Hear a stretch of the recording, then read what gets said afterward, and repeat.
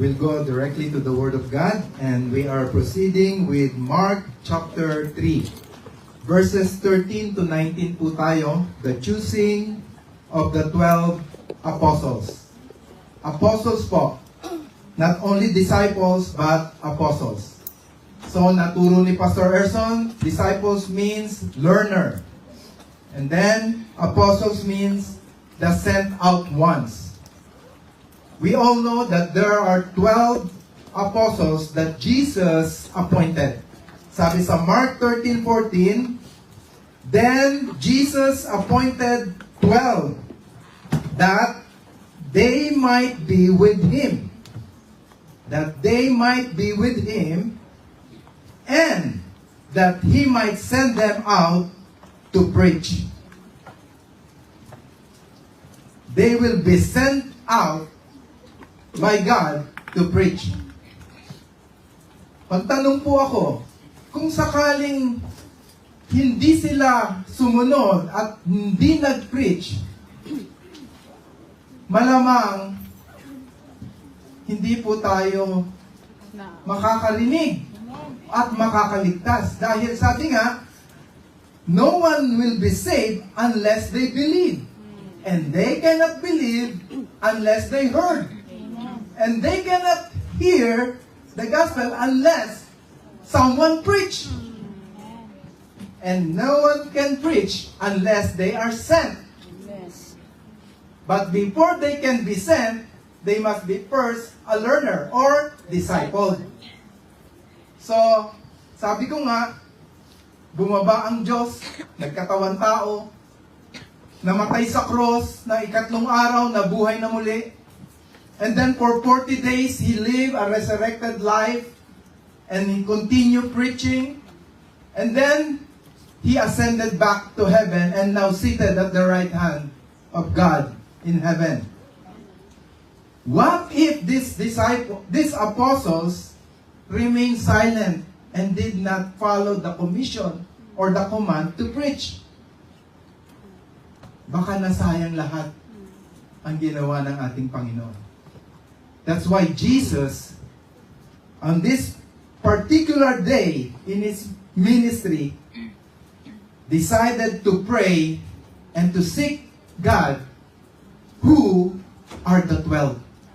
Who among the many disciples will be appointed as the 12 apostles? So, what we just read,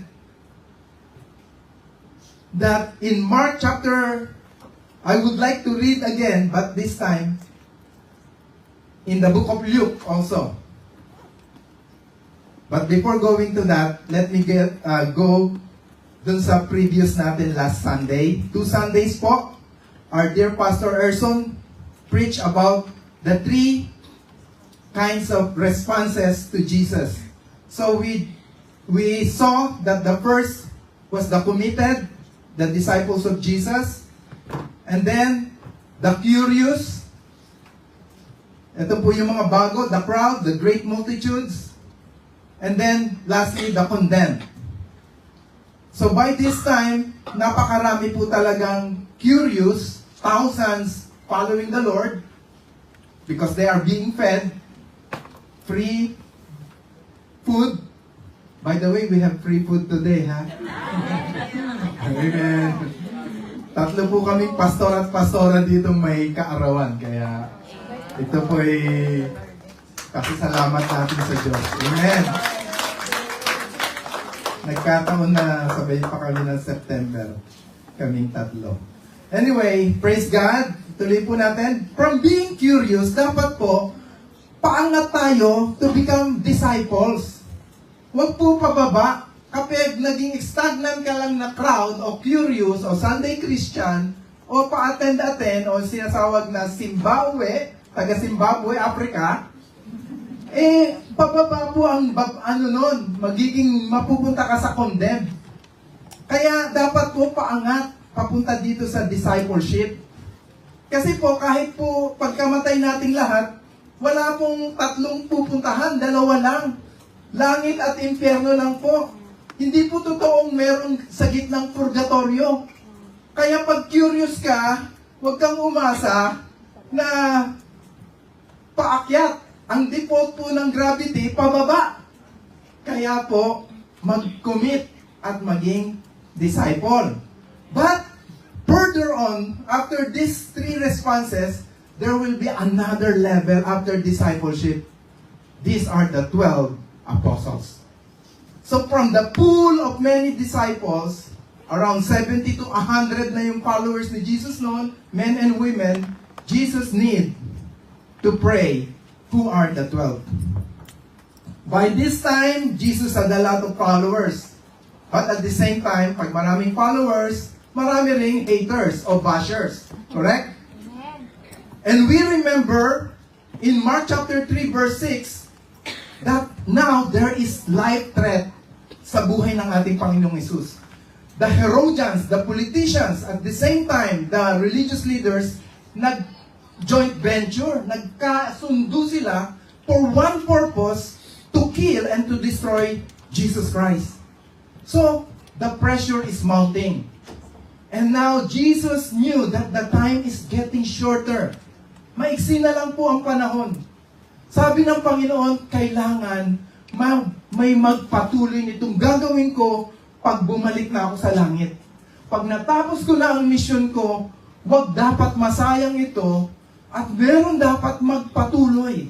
Kaya nga, ang tanong ko kanina, kung hindi sila nagpatuloy, baka ngayon hindi tayo nakarinig ng gospel. Wala tayong binabasang Matthew, Mark, Luke, John, Revelation. So, praise God, this time, Jesus spent the whole night to seek God in prayer. Yun ang sabi sa account ni Luke tungkol sa selection of the 12. So, we all know that God has already chosen everyone before the foundation of this world. Amen? Amen. Before time began, He already knew, predestined, elected. Sovereign choice niya na. But, how come Jesus needs to seek? Because during the time, our Lord Jesus Christ was limited. He did not surrender His Lord being God, yung hindi niya inalis yung deity niya. But sabi sa Bible, sa Philippians 2, He emptied Himself. First with the fact that yung all-knowing, yung omniscient, equality with the Father. So during this time, He need to pray to seek whether His choice matches the choice of His Father. So, in this particular day, Jesus spent the whole night praying. The only time recorded in the Bible, of course, I'm not saying that Jesus prayed every night, all night. He regularly prayed, yes. But, of course, kailangan mo matulog. Hindi mo naman kailangan, he's also a man, hindi siya superhuman. Hindi po araw-araw siya all night long nagpipray. This particular night lang. There are 3 instances recorded in the Gospel that He prayed at night, went up to the mountain to pray. One instance is yung kaninang preaching ni Sister Nemia this morning. 5:30, nag-pray tayo. Prayer works po. That's why Jesus, even though He is God, He also seek the Father in prayer. How much more us? That's why we have to pray. Amen? In prayer po, sometimes, sasabihin mo, parang walang nangyayari, parang walang kausap. Actually, your faith is being developed. Remember this, it's in prayer, it's not what you get or the result. It's what you become when you pray. It's the transformation of your character. Your trust to God is getting deeper and stronger. He's building up your faith when you pray. So let us pray every day. So here, Jesus prayed every day. So yung isang instance nga, nabanggit ko na He prayed, John chapter 6, that was the time yung tinatawag the great crisis in His ministry. That was the time when many disciples walked away from Him. yung after nung prayer na yon. And then one more prayer na, yung sa Garden of Gethsemane, he's supposed to pray all night long dito. Pero mga bandang madaling araw, inaresto na siya. Judas came there with the keys and he was arrested. And then tuloy-tuloy na trial, crucifixion, death, and was buried the following day. Jesus prayed on this instance all night. So, let's see why. A short outline of this message is very simple. First is the purpose. It's about the sovereign plan or the call of God. The second is the process of choosing. The screening, the auditioning, or the shortlisting of the 12. And then finally, the people, or who are the people chosen. Actually, these people or these men are 12 average men. 12 unrefined, 12 ordinary people. Ordinary men. Walang special skill, walang special talent, walang talino, walang yaman, fisherman, tax collector, zealot, everything. Very average and very ordinary. Like you. Tignan mo yung katabi mo. Ganyan lang ka-ordinaryo ang apostle. Nothing special. That's why Beautiful. Jesus said, to shame the wise, God selected the fools. Hindi kayo fool. But the foolish things of this world will shame the wise. The humble. So let's go to the first one. The purpose or the call of God. Why Jesus prayed all night? Why?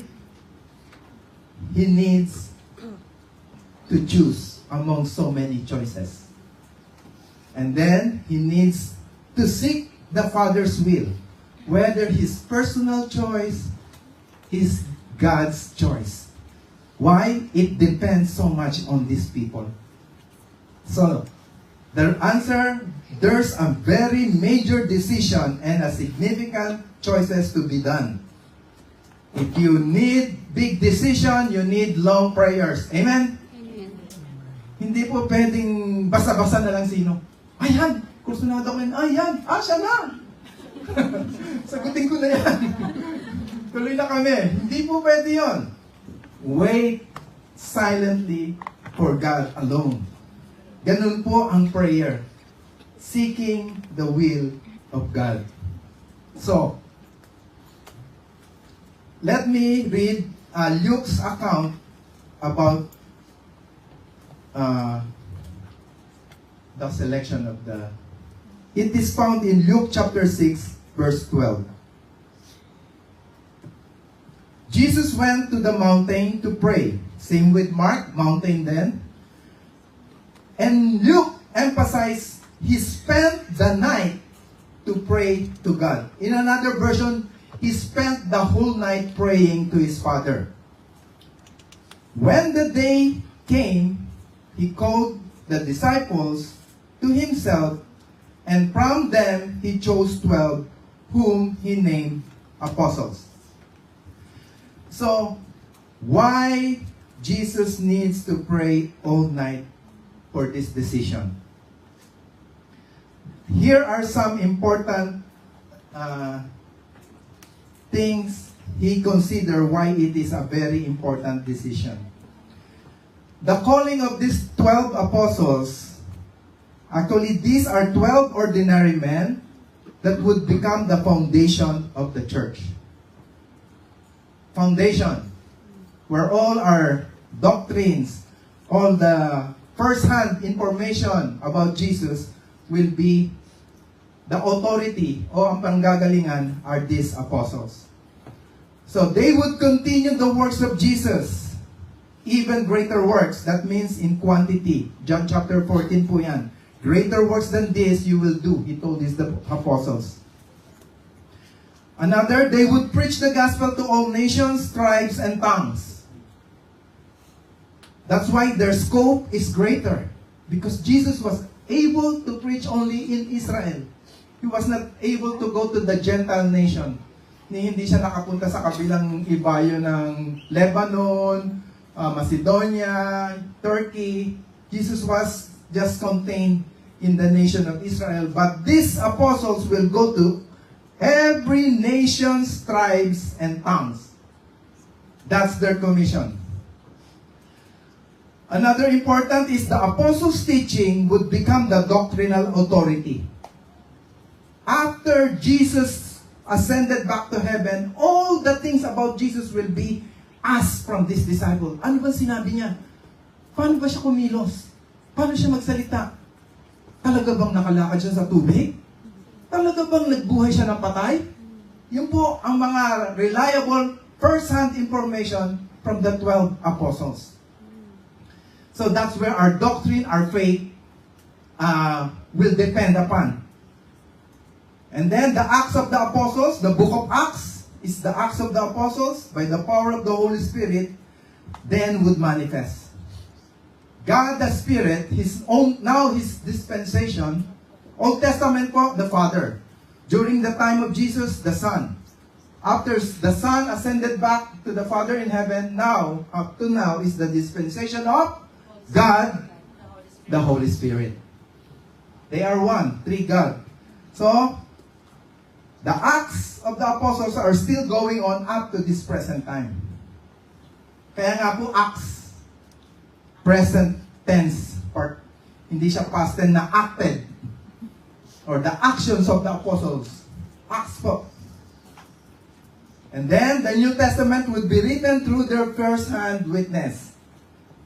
Yan po, sila Matthew, sila John, sila Mark. Even Mark's gospel was written according to Peter's dictation to Mark. And then, lastly, through them, the gospel of Jesus Christ would reach the entire world, including us today. Hallelujah.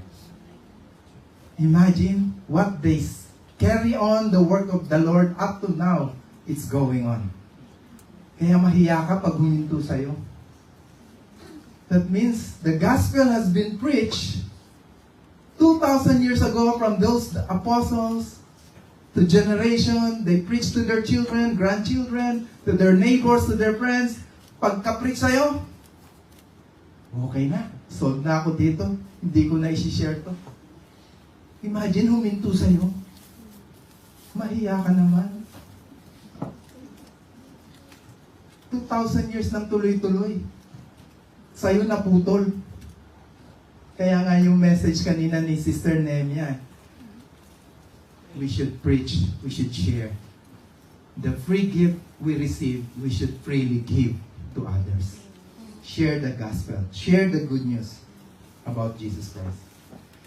So those are the important thing. Kaya nga major at crucial yung desisyon. Hindi siya pwedeng sandali lang ipag-pray. Talagang pag nagkamali siya ng pili, sayang. Actually, huwag niyo sabihin mali yung isa doon, si Judas. May nasabi, but God also said that He was there so that the scripture might be fulfilled. Jesus had to submit to be friend, to be close with that person, knowing he is part of God's sovereign plan. Baka doon tumagal yung magdamag pagdating doon sa Lord, ayoko nito. Sabi ni Father, kailangan niya. Lord, ayoko yan. Kailangan niya.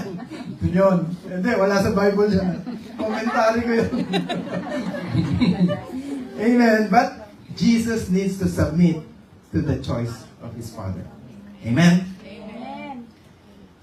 That's why He prayed all night long. Again, we talk about this 12 are very important because it says in Ephesians 2:19 to 20, they are the foundation of the church. But you are fellow citizens, talking about us Christians, with the saints and members of the household of God. We are saints. We are the holy priesthood, the royal, the holy nation, the people belonging to God. We are those. And then he said, We are built on the foundation of the apostles and the prophets. Our faith was built on that foundation. What the apostles. So, importante matatag ang foundation. But here, Christ, Jesus Himself, being the cornerstone. Sa construction po, lalo na nung araw, mas importante po talaga yung cornerstone. Yung po yung setting out. Jesus is the cornerstone. The chief cornerstone of the church. And then the foundation will follow.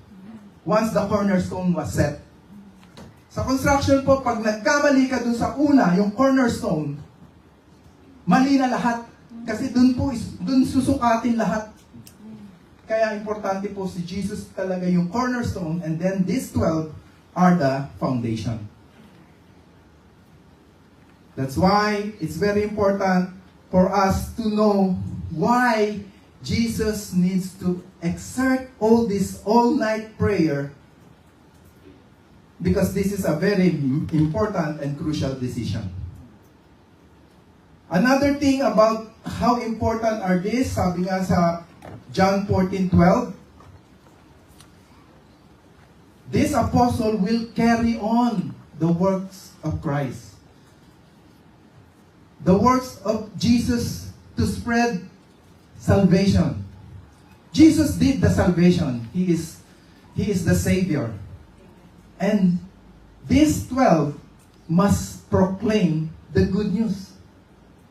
Kailangan nilang ibalita sa lahat, sa buong mundo.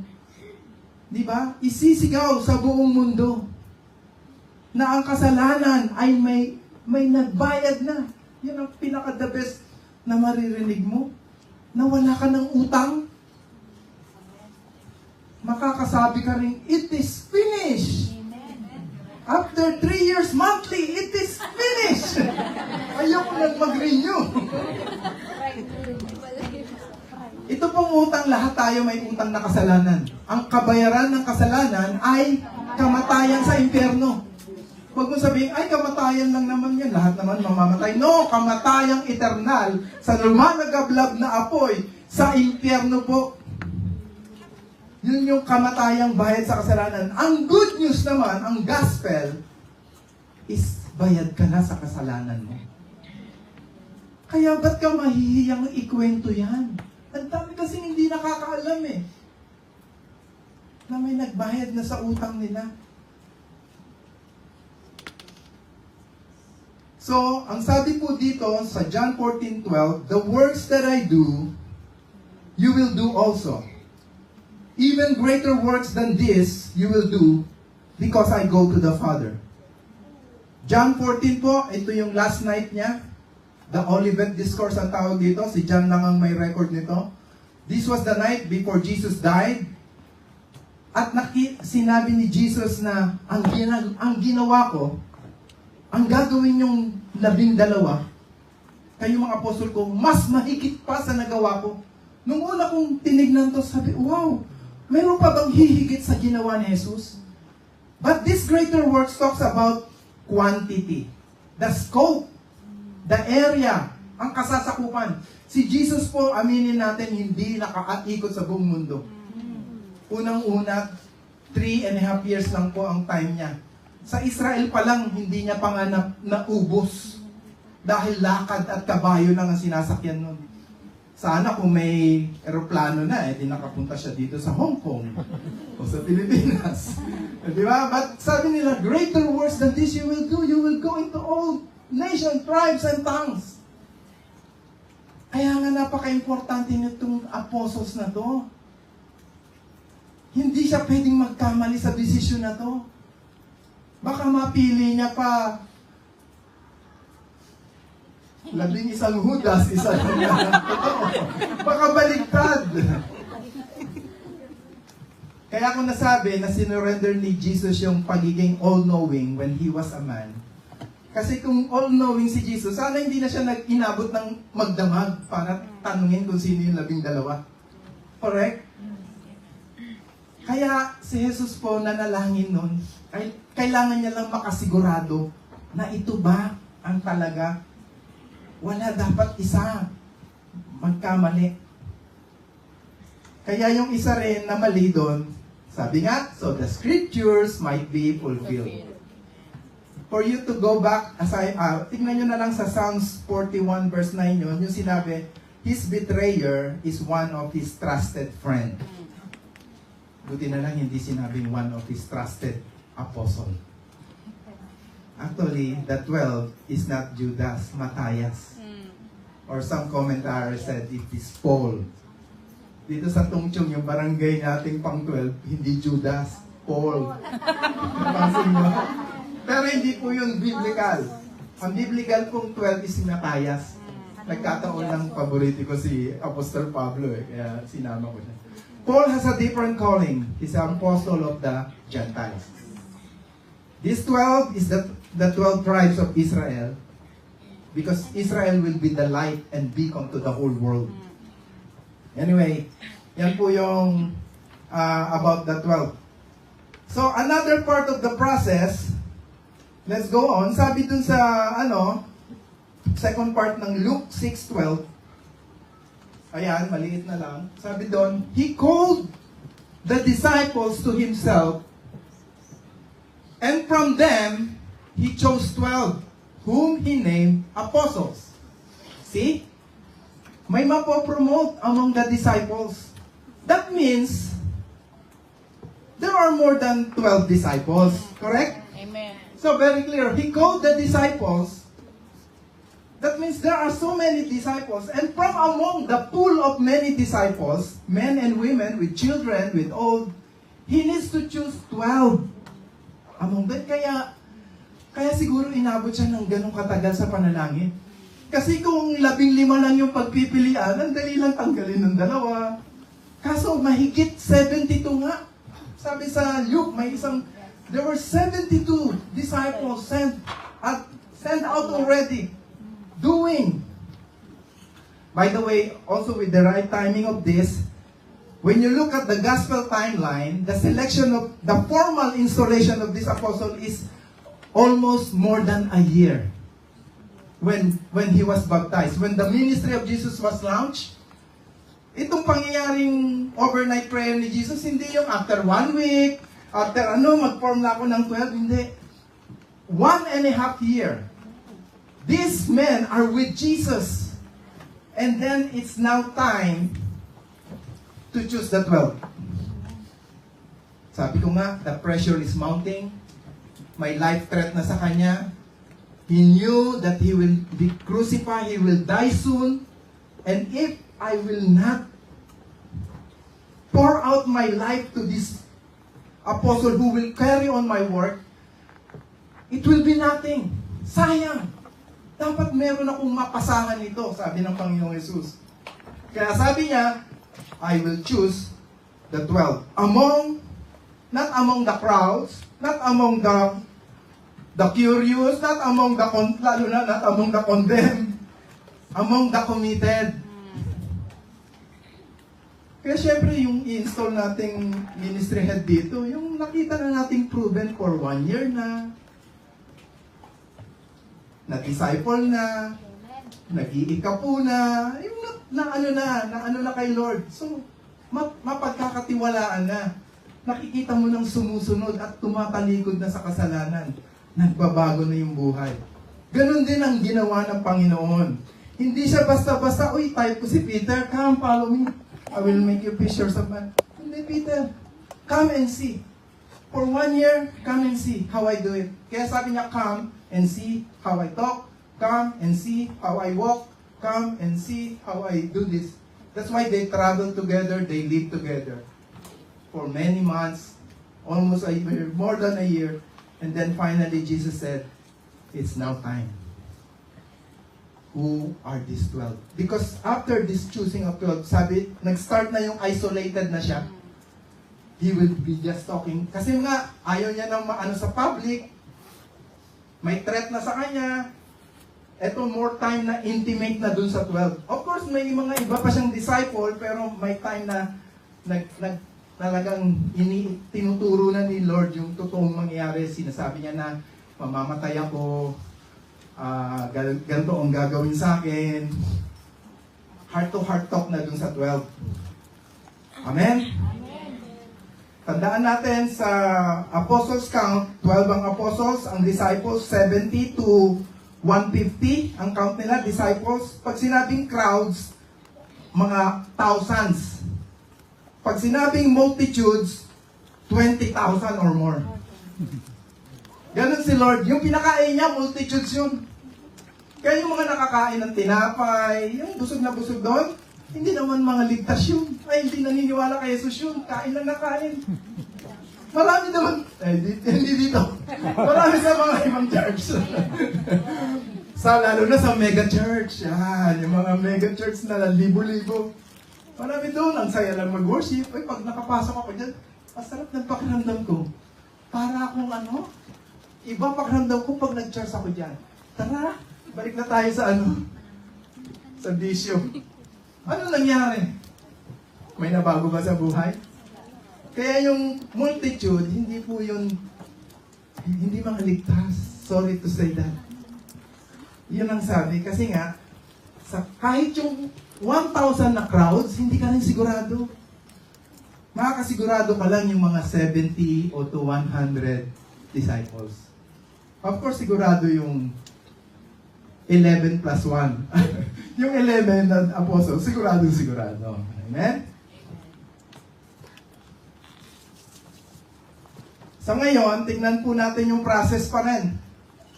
So, again, kaya ganyan po karami yung picture, mapapansin nyo, more than 12.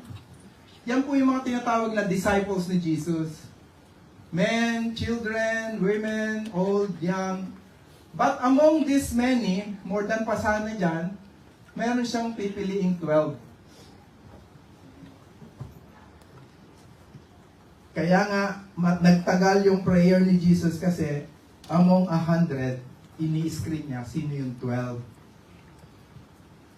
Hindi naman siya pwedeng pumili ng isa lang, dalawa. Ang sabi ni Lord, 12. By the way, the number 12, hindi po tayo nag-G12, pero the number 12 is the way God governed.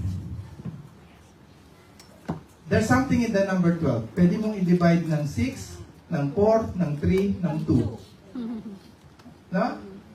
God put 12 hours a day, 12 months a year, 12 solar planets in the solar system. Basta 12. Ang dali. I-divide mo ng 2, i-divide mo ng 6, i-divide mo ng 3, i-divide mo ng 4. Ang dali lang. Pag sinabi ni Lord, okay, malaking grupo, divided by 2, divided by 6, dalawa-dalawa. Ay, konti lang ang pupunta natin. Hati lang tayo, divided by 6. Baliktad.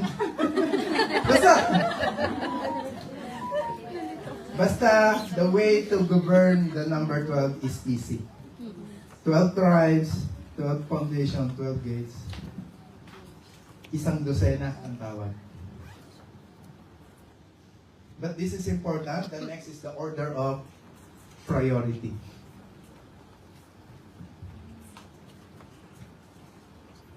Notice in verse 14, going back to Mark, then Jesus appointed 12 that they might be with him. Number 1, they might be with him. Number 2, that they might send them out to preach.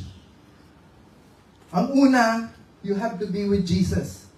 After you are with Jesus, you will be sent out to preach. And the last is to have power to heal sickness and cast out demons, or be given authority.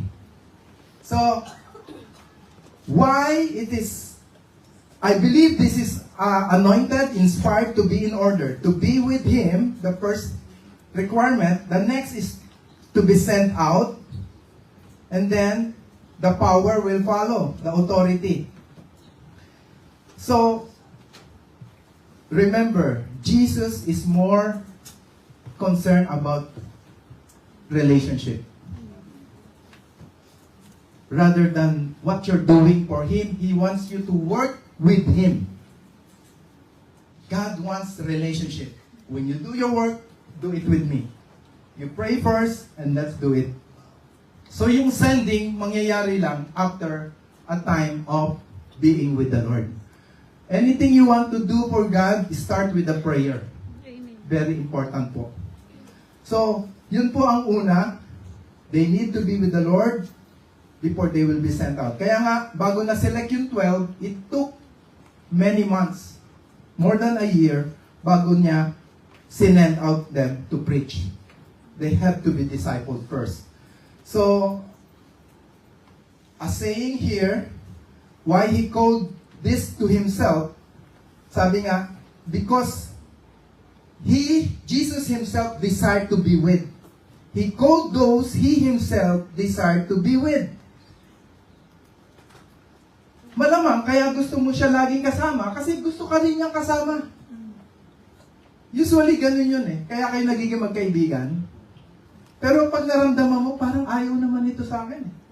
O, ayaw ko na rin sa kanya. Ayan. So, sabi dito, the Lord desires intimacy first, then ministry. I will repeat. The Lord desires intimacy first, then ministry. He wants to make sure that these 12 is personally intimate with Him. And then, once He saw that these 12 trusted Him, He will send them out to do ministry. Kahit tayo po, tandaan natin, importante po yung we are serving the King, not the kingdom. Hindi lang yung church po, dapat, hindi, yung head of the church, Jesus Christ, not the church. Pakikita rin po natin to sa Acts chapter 6, verse 3. Ito po yung nangyari sa mga apostles during the time na lumalaki na po yung church. Dumadami na sila. Ang bilis mag-add in numbers. 3,000, 5,000. Tapos, nane-neglect na ng mga apostles yung dami ng tao. Yung mga iba napapabayaan na. Sabi dito, therefore, brethren, select from among you 7 men of good reputation, full of the Holy Spirit and of wisdom. Then we, the 12 apostles talking here, then we can appoint those men over this business. And we apostles, ano ang gagawin nila, sila mga apostles? Will continue to devote ourselves to prayer and to the ministry of the word. Ano yung unang gagawin ng mga apostle? Devote themselves in prayer. Prayer po ang number 1. And then after that, ministry of the word. Teaching of the word. So, this is in order po. Of course, yung serving tables, napakarami na. Sabi nung 12, huwag natin ubusin ang oras natin dyan. 12 na lang nga tayo. Tayo yung 12 aasahan ng teaching. Wala pa pong ibang pwedeng magturo nun, kundi silang 12 lang. Buti na lang, sinulat ng 12 yung kanilang teaching, at ngayon, ginagamit ko pang turo sa atin. Amen? Pero nung araw na yon, wala pang Bible, wala pa yung New Testament. So, kailangan yung 12 na yon, ang source of authority, yung doktrina, galing doon sa 12. Paano kung serve ng table? Ubus ang oras. Kaya sabi niya, paggawa natin to sa mga hindi walang kwenta yung 7, ha? Nandun si Stephen, nandun si matitindi kasi full of the Holy Spirit yung deacons na yon. Pero sabi, makikita natin dito yung intimacy, yung prayer nila with the Lord, with the Holy Spirit is more important than doing the ministry. So, intimacy before ministry. Ulitin nyo nga. Intimacy before ministry. That means pray ang unang-una. Yung pong nandun ka lang, bago ka lumakad, bago ka gumawa, spend time, quiet time with the Lord. You don't need to talk. Of course, don't sleep, ha? But just be in the presence of God. Just commune with Him. Ito yung waiting in silence in Christ alone. I preached this last Sunday. Yung Psalm 62, ang ganda po. Waiting in silence for God alone. Sabi doon, waiting napakahirap gawin. Pero madaling gawin ang waiting kapag meron kang pinapakinggan, may gadget, may cellphone. Mapapagaan. Pero sabi, in silence. Walang gadget. Just waiting. At yung pinakameron, patlo, in God alone. Wala. Hindi yung God plus money, God plus job, God plus this, God alone. But that's another message po. Next time. So going on with the process, yung pong proseso medyo tedious, matagal. So it started with number 1, exposure. Number 2, initial invitation. Then period of discipleship or period of companionship. That means, ito pong 12 na to, hindi po ito basta-basta na lang lumabas sa selection ni Jesus. Dumaan po sa mahabang proseso. So let's go to the first one, exposure. We all know in John 1:36 that Andrew and John, the two apostles, were former disciples of John the Baptist. So ito po yung sabi sa John 1:36, when he saw Jesus passing by, si John the Baptist po, nandun sa River Jordan, sabi niya doon kay Jesus, behold, or look, the Lamb of God. Pagturo ni John the Baptist na siya ang anak ng Diyos, siya ang Lamb of God, nakita po nung two disciples. When the two disciples heard him say this, they followed Jesus. Andrew and John were disciples of John the Baptist. When John said, I'm not the Christ, he's the one, John said, follow him. Not me. So, meron na po silang exposure about Jesus. Pero yung susunod po, initial invitation, mabilis lang. Tandaan nyo po doon sa Mark chapter 2, Peter, Andrew, James, and John, nangingisda. Bigla lang nilapitan ni Jesus, come, follow me, I will make you fishers of men. Agad-agad, iniwan nila yung trabaho, iniwan nila yung pamilya, iniwan nila yung lambat, yung nets, sumunod sila kay Kristo. Hindi pa po yun ang formal, appointment as an apostle. Discipleship muna po yun. Come, follow me, see how I do it. Tignan mo kung magkiklik tayo. Tignan lang natin. So, they've been following Jesus for many months na, almost a year na. Ganon din po nangyari kay Matthew, na tinatawag na Levi. Ito, personal invitation. One day, si Matthew, nandun sa kanyang opisina, nangungurakot. Ganun po kasi ang tax collector talaga. Kahit wala kang gustong gawing kurakot, mapapakurakot ka. Kasi po, nagtatrabaho sila sa Roman government at hinuhututan nila yung kapwa nila Israelita. So, talaga po, ang tax collector noon worse than a prostitute o talagang ganun kadumi. But, iba po. Sabi lang ni Jesus, dumaan dun sa kanyang opisina, follow me. Ewan ko kung anong meron dun sa salitang follow me. Sabi sa Bible, bigla lang nagsabalutan si Matthew. Lahat yung mga Excel file niya, tinapon niya. Amen. Basta, yung record niya, yung bookkeeping. Iniwan niya at sumunod siya kay Lord. Yun yung first. Yung kila Peter, direct command. Come. Etong kay invitation lang. Tignan ko nga kung ano kayang feeling ni Matthew. Dun sa movie na Chosen, ang ganda ng calling ni Matthew, pero hindi naman talaga exact biblical yun. Parang si Matthew, kitang-kita niya si Jesus. Parang siya namang awang-awa sa... Ang yaman-yaman niya, kasi dami niyang pera, pero parang awang-awa siya sa kalagayan niya. Galit na galit lahat yung kapwa Jewish niya sa kanya. Pero hindi niya akalain na tawagin siya. Kaya sabi nga sa parang, uy, this is a chance of a lifetime. Iniwan na lahat yung kayamanan. Sumunod kay Jesus. Ibang klase, no? Meron din pong pagkakataon naman, bringing a friend. Ito po, si Philip at si Nathaniel. Si Philip, nakita niya si Jesus, sinabihan siyang follow me. Ito naman si Philip, agad-agad niyang kinausap yung kaibigan niya, Nathaniel. May nakita ko na actually Nathaniel is also Bartholomew, ha? Kaya walang barangay Nathaniel dito. Barangay Bartholomew rin po yung name niya. So sabi niya, Nathaniel, I found the Messiah. he is Jesus from Nazareth. Itong si Nathanael, medyo skeptic. Sabi, talaga, meron bang matinong tao galing sa Nazareth? Is there anything good that comes from Nazareth? Pero po, nung na-encounter niya si Jesus, sabi niya, I saw you when you are under the fig tree.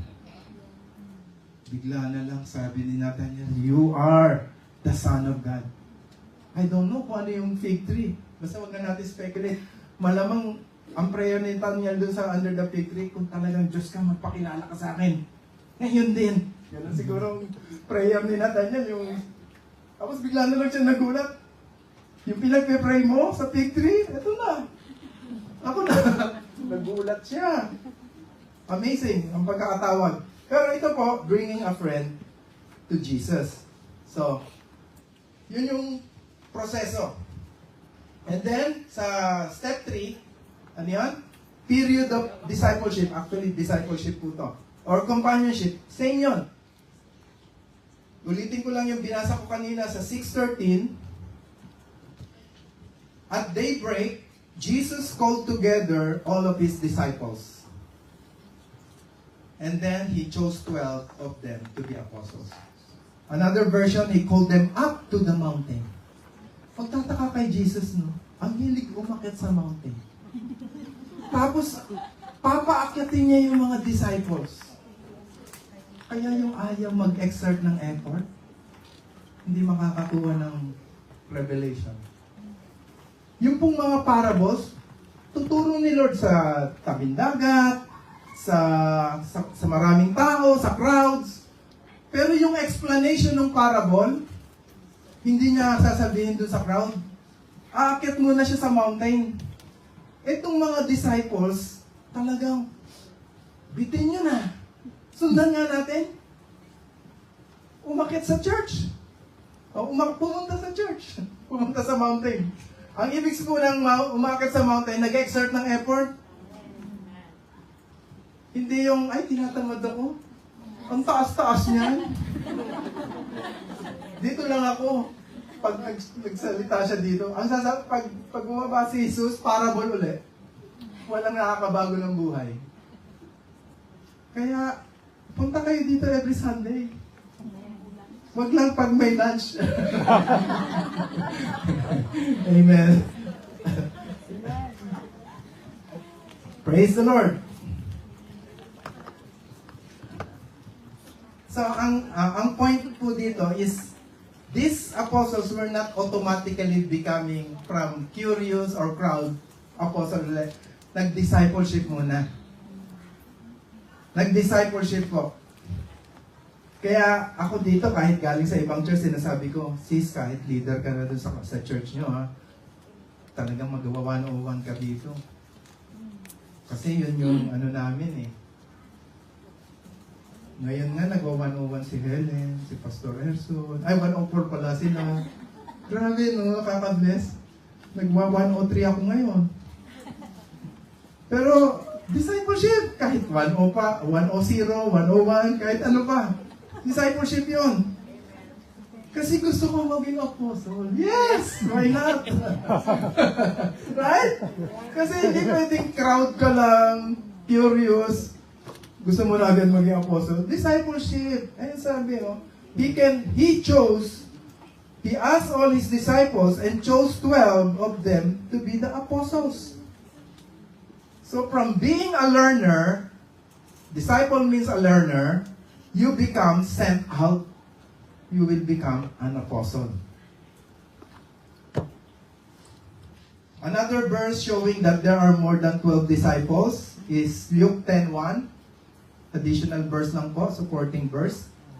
After this, the Lord appointed 72 others and sent them 2 by 2 ahead of Him to every town and place where He was about to go. Pastor, bakit sent out na to? Ito naman, Jesus parang may advance party. O bago ako pumunta doon, medyo prepare nyo na yung crowd doon. Parang ganun lang. He sent them 2 by 2. So, now let's go to the third point. The people who are chosen. Let's see who are these 12. It will take a long time for us to go one by one to these people, but mabilisan lang po. Ang maganda po, overall, they are average, ordinary people. Unrefined, untrained, uneducated, maybe some are uneducated, but they are, ang maganda po, ordinary. Kagaya ng katabi mo, tingnan mo, ganyan ka ordinaryo. Aba, magiging apostle pala yan. Praise the Lord, no? Talaga! Wala silang kamalay-malay na sila pala yung magiging foundation sa heaven. Yung mga pillars sa heaven, there are 12 pillars with the 12 names of the 12 disciples. Sabi ko talaga, si Tadeus, wala akong nabasa tungkol sa kanya. Si James Alphaeus, ano ba nagawa niyan? Hindi yan nakasulat sa Bible, pero history shows they are part of the 12. They are part of the 12. So, let's go. Who are they? Summary lang po nung 12. So, again, the word is they are ordinary people, but they have extraordinary purpose. 12 average men, 1 amazing God. 12 ordinary men, 1 Lord Jesus Christ. So, a verse in 1 Corinthians 1:27 said, He uses the humble to confound the wise. Again, I said, no one is very talented among these 12. Actually, when you look at their personality, may mga pasaway, may initang ulo, may mga war freak, meron talagang dating corrupt, tax collector, parang si Vizcaya at si Bryce Hernandez. Praise the Lord. May bata po tayo. Baka makota ko nyo. Huwag naman sana si brother, Joel. Anyway, wag na muna natin pag-usapan niya dahil updated, no? Let's go to the 12. This is one account that their names are written. What's amazing here, sa account ni Matthew, ni Mark, ni Luke, iba-iba sila ng pangalan, kaya malilito ka. Yung si Nathaniel, naging Bartholomew. Si Tadeus, naging Judas din. Tapos si Alphaeus, basta iba-iba sila ng nickname. That means this very personal. Nicknames or alias, ganun sila magtawagan. Even Simon, binigyan ng nickname ni Jesus mismo, Peter. Small rock. So, very personal ang tawagan nilang 12. And how can you make this group of different personality unite for one common purpose, no? Only God can do that. Praise God. So, let's go to this one by one. Mabilis lang po. Simon Peter, he is called the outspoken fisherman. He is the leader of the group.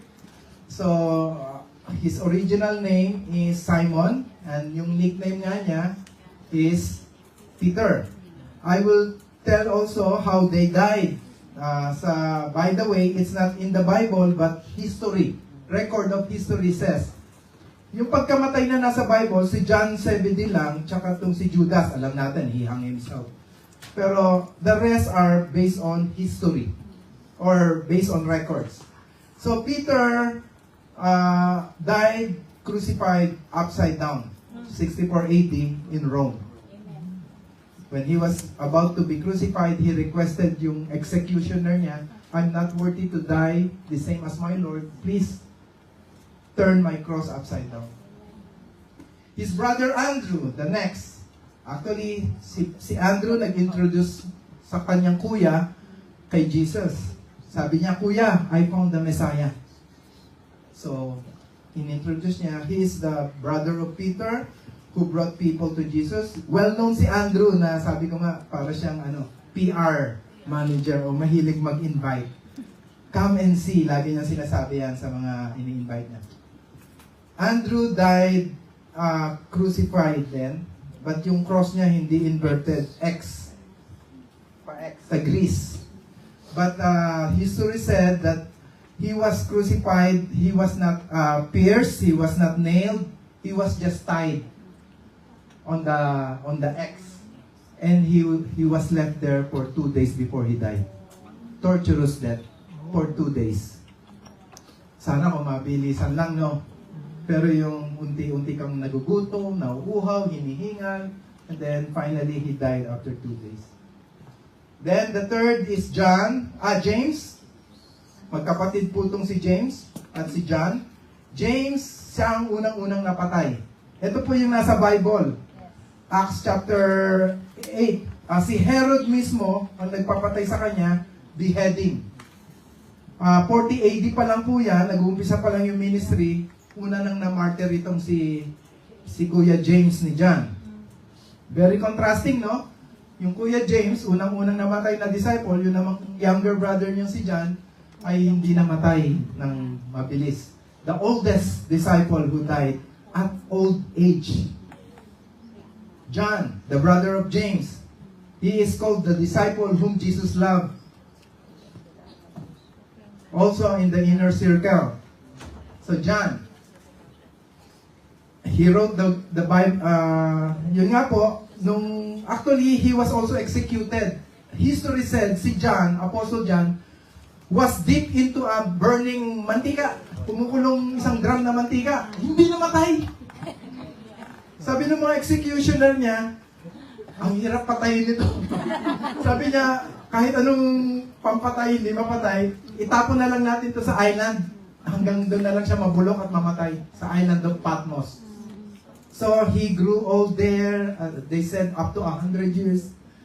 But during his exile in Patmos, the Lord visited him there.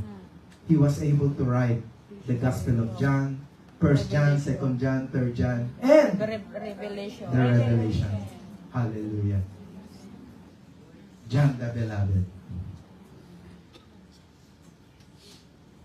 And then, let's go to the others. Philip.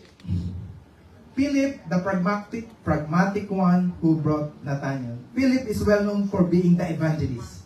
He went to Samaria, right? Acts chapter 6. But his death was recorded in history in Turkey. He was hung on a pillar, almost crucified. Hindi sa cross, sa pillar, sa poste. And history said he is preaching until his last breath. Wow. See? Naghihinga, still preaching. Jesus loves you. Jesus died on the cross for your sin. Jesus is preaching until his last breath. Number 6, Bartholomew, also well known as Nathanael. He is the honest skeptic from Israel. Again, siya yung nagsabi, is there anything good from Nazareth? Siya yung ganun ka-skeptic. But dahil sa ginawa niya yun, siya yung pinakagrande. Hindi pala. History said he was skinned alive. Binalatan. Buhay pa, binalatan. Parang manok, no? Na binalian. After na binalatan, binihead in India by a cult leader. Parang religion. Alam mo naman sa India, ang daming iba-ibang religion. He was, siguro, parang sinama sa sacrifice. Matthew, the tax collector. Ang dami sigurong pera nito, pero hindi niya ginamit. He served the Lord. He also went in Africa and India and he was killed by a spear. Sinibak. Thomas, also called Didymus. Well known for being the doubter. Kahit doubter siya, lahat naman tayo nag-doubt. Iba dito, hanggang ngayon, nagda-doubt pa rin sa... Uy, hindi ako nagsabi niya. Ikaw talaga. Hindi, huwag kayo mag-doubt. Pero si Thomas, binigyan pa rin ng grace ni Lord, no? He was stabbed to death. Sinaksak in Ethiopia. James, less known, he was thrown in a pinnacle.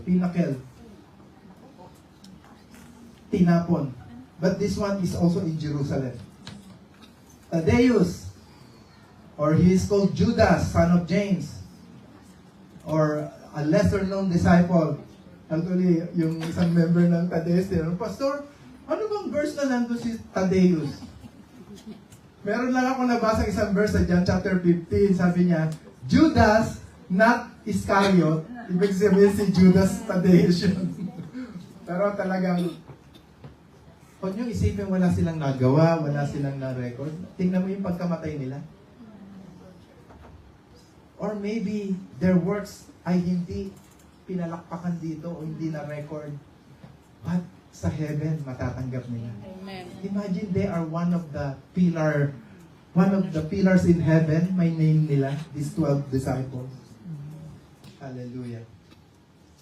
And then Simon, the Zealot. Yung Zealot, or Canaanite, he is a nationalist who opposed Rome. Ito pong Zealot, mga rebel group to nung panahon. Kapag sinabing Zealot ka, parang ang NPA sa panahon natin. NPA. They will kill, they will fight for war, they carry guns, weapons to fight the government of Rome. Ganon sila kagalit sa Rome.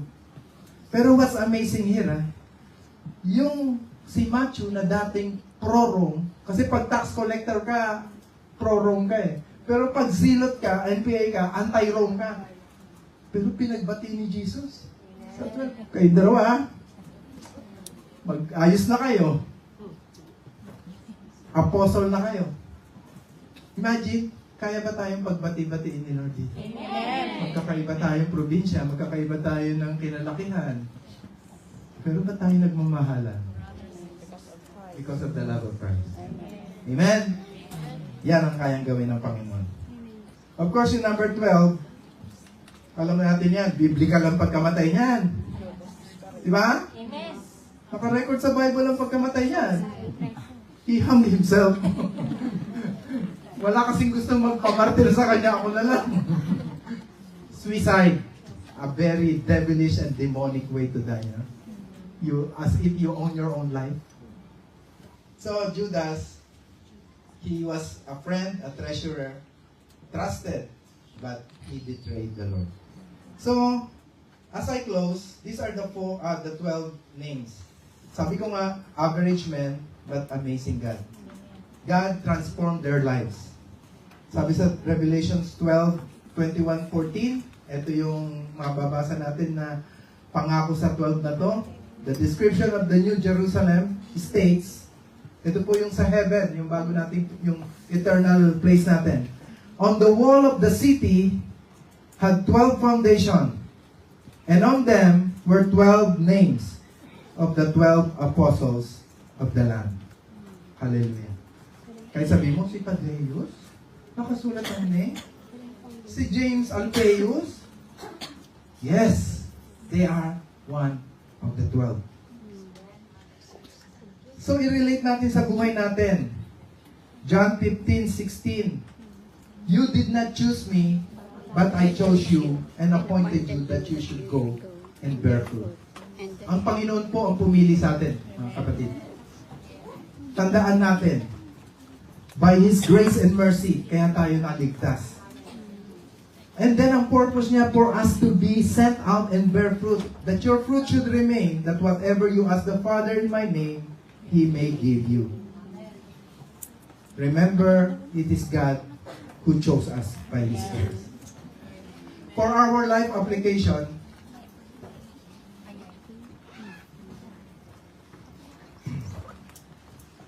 na i-reflect natin to sa buhay natin, no? Kasi sino ba tong 12 to? Are they really special people? Sabi nga, average, ordinary. So, pwede mo rin sabihin, you may not be one of the 12, but you are called. Sabi mo, I am called. I am called. Amen. He knows your name. You are called by God. And then, you may feel unqualified, but you are chosen. Marami nagsabi, many are called, few are chosen. You are called, and you are also chosen. And you may not see the whole plan, but you are saved. You have been saved, justified, pinawalang sala. In addition to that, you may feel weak, but you are led by the Holy Spirit. You may feel empty, but you are filled with the Holy Spirit. You may not meet Jesus face to face or personally, physically, but you are filled with the Spirit of Christ, the Holy Spirit. So just like those 12 followers, you're invited into God's divine story.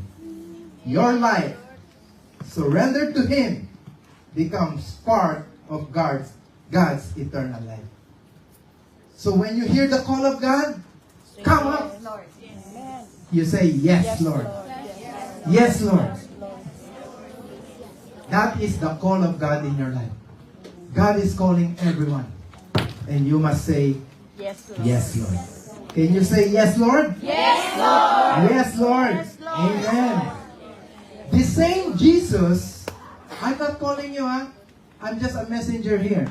The same Jesus who called the 12 apostles is the same Jesus calling you. He's calling you. Tinatawag ka ng Panginoon. He is calling you. Right at this very moment.